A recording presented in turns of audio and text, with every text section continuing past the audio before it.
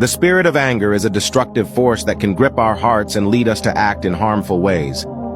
It is an emotion that, when left unchecked, can cause division, hurt, and damage relationships.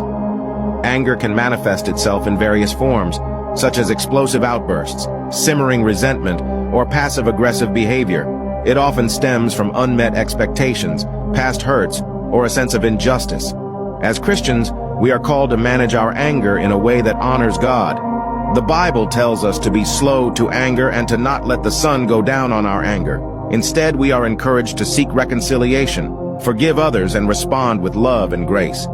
It is important to recognize that anger itself is not inherently sinful, but it becomes problematic when it controls us and leads us to sin. We are called to surrender our anger to God, seeking His help and guidance in dealing with it. Prayer, self-reflection, and seeking wise counsel can all be helpful in managing anger.